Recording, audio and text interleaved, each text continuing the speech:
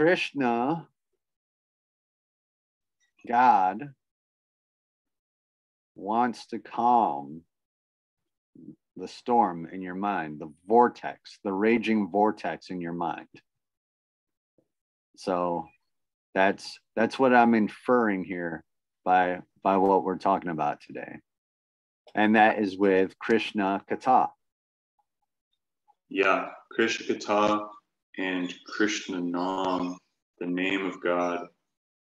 Because the Maha Mantra, right? Mantra, we talked about this a few weeks ago, means to free the mind, right? Literally to clear. I love that analogy. It's a vortex.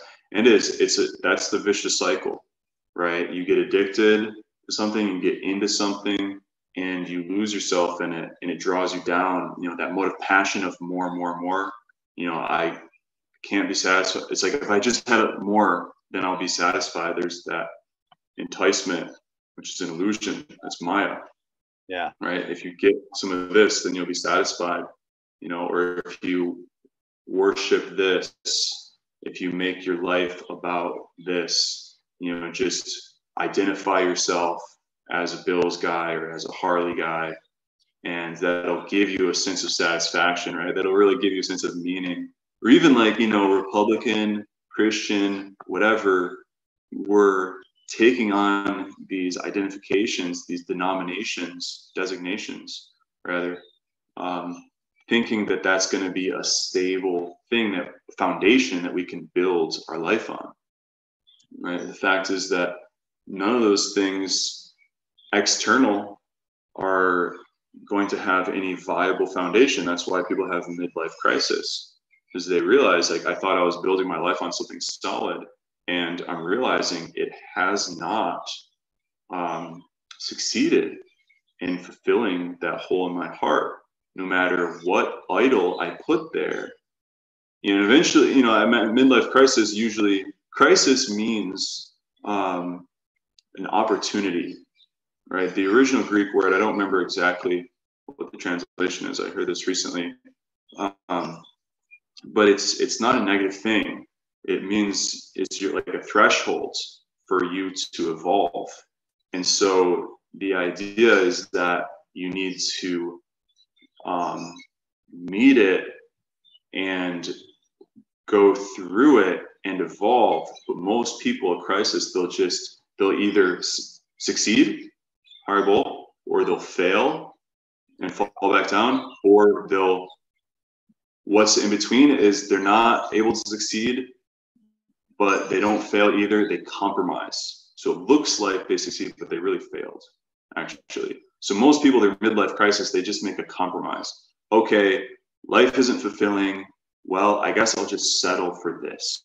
I thought I was going to have this super great life, and I wound up with this like not so nice wife and kids that are little Tasmanian devils. Well, this didn't go the way that I planned, but it seemed like this is just how it is. So let me just settle, right?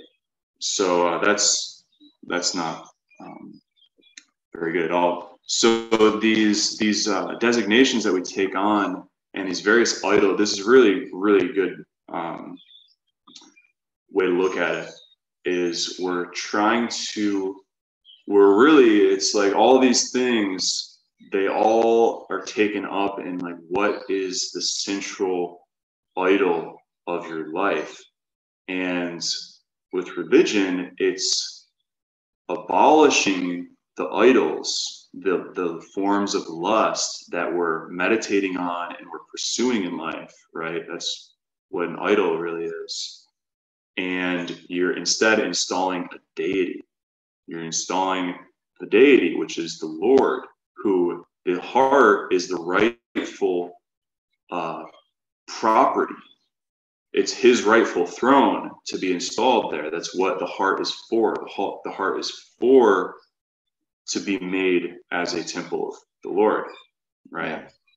And the body is to be an extension of that temple. So all of Krishna consciousness is directly nurturing that the relationship with the deity. It's actually two things. It's nurturing the relationship, which is shifting your consciousness, which is real yoga, that's bhakti. That's, your soul is getting closer to the super soul. And then at the time of death, your destination is very known. There is no, midlife crisis has been conquered like from the beginning, because you're putting the real thing there, as opposed to making something up and then having to compromise and deal with it. Yeah. And then the second is that you're carving your life. So this is called yoga. So there's bhakti and there's yoga. In a sense, you could look at it like that. And bhakti is the heart movement. You're being moved by the heart, which, how are you moved? You need to hear from someone who's moved, right? Associate with someone who's pure. Their heart has been moved by God. And then the yoga is you're carving your life. You're doing things that are good for you, and you're developing a routine, a rhythm, and in that rhythm, that did you just use you're using the turbulent waters of the storm of the mind, right? Yeah. That's because we have the storm because our life is unregulated. We're following the whims of our mind, which is taking us through all this turbulence. But if we develop real clean, healthy habits, we're taking care of ourselves, we're doing things in a regulated, regimented way. Doesn't mean like a stiff or cold way. Heart has to be there, and flexibility is of course there, but we're operating under a higher order. So the scriptures are giving us this very systematic way of living your life, taking care of your body, your mind, your spirit. And in that way, you're going to carve your life. Think about this. You're like carving this groove. And it's like, I'm doing this thing and I'm getting deeper and more refined at it. And you become very strong in that. When the winds come, you're not going to get knocked over because you've gone deep in this track.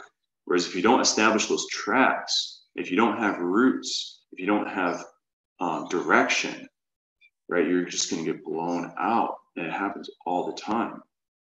Yeah. Anyway, there's a lot there, but that's what we're doing here. So Krishna Katha, hearing about Krishna, is what is going to nourish the heart and the soul, right? The soul proper is being nourished because we're hearing about the super soul. The more that we hear about the super soul, Krishna really reveals himself. This is what's happening. Every word that we're reading of this book is a divine revelation. So the deity within our heart is revealing himself to us.